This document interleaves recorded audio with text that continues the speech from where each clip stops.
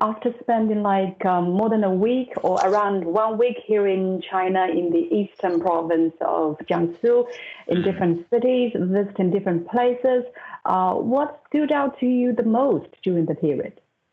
Yeah, I'd say two things stood out for me the most. One, how just welcoming and loving I found the Chinese people to be. Even from like day one when we arrived at the airport, everyone was there waiting for us with a smile on their face. Everything was great. And then also say, yeah, just how I felt like convenient everything was.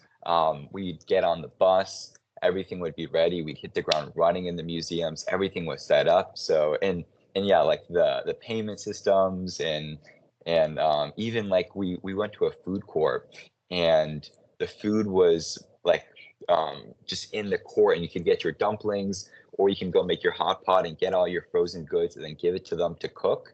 And that's just something like you couldn't do in the US. So I thought that it was just so cool how people were leaving their scooters and their bikes out all over unlocked. It was just a very convenient place to be.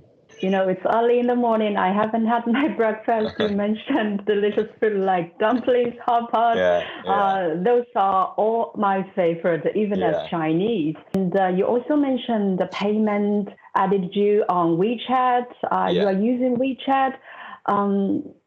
Then can you tell me how convenient do you think life here in China is in terms maybe of payment and maybe public transport? I don't know whether you guys have taken subway or hailed a taxi. I found the WeChat and the DD of it all to be really convenient. I think, I don't know, this is the 21st century, just being able to kind of scan and keep going, I thought was really cool. And when you get someone's WeChat, it's like you're all interconnected. I thought that was really awesome.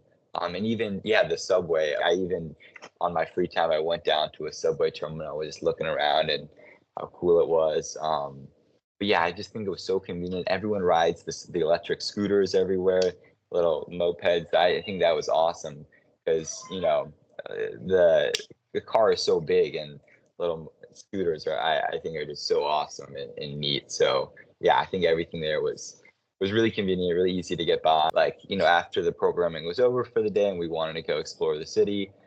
In addition, we had one morning, we woke up at about maybe 5 a.m. to go to the Sun Yat-sen Memorial in Nanjing at the national park. So we took some DDs over to the park to try and get in, nice and cool in the morning. We saw people doing Tai Chi.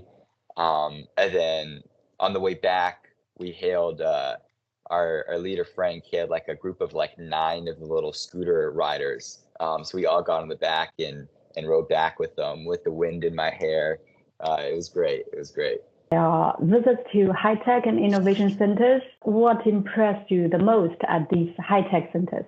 We went to one of the scooter factories and we got to see the scooter being made from almost start to finish. It takes like 23 minutes, which is just crazy. And like you could just walk alongside the assembly line and just see like this hunk of metal get turned into like this whole scooter. And then we got to see them tested and drive it off the lot and see all the different models. Then we went to the store, we saw all the different models and all the batteries, and we got to get on them and pretend to ride them.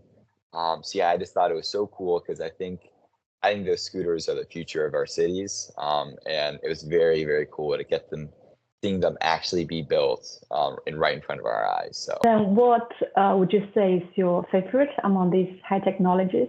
What is your biggest interest among these high technologies? I'd probably say in one of the museums, there was like almost an exhibit dedicated to like the aerodynamics of the bullet train and how it's sometimes it's shaped by both aerodynamics and fluid dynamics, but also like nature and how when a bird's beak is shaped and it's designed to like dive, it's kind of designed to like cut into the air, and how like China was incorporating all of that into building the most efficient and fast and reliable bullet trains just to move people around. That's our future. So. And you mentioned this is your first time coming to China. And before coming to China, what was China like to you?